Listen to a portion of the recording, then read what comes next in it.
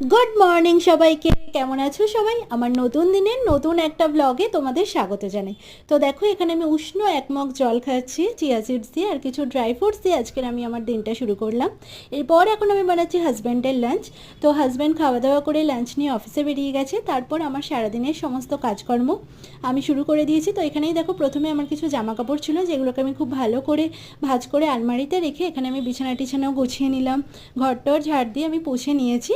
তো এখন করছি আমার ব্রেকফাস্টে করছি ছাতুর শরবত। তো এটা খেয়ে দিয়ে আমি যাবো স্নানে।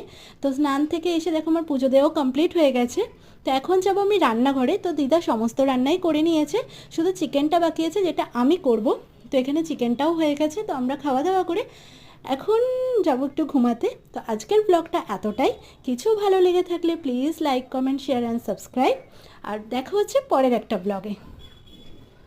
ততক্ষণ চ্যানেলটা সাবস্ক্রাইব করে দাও।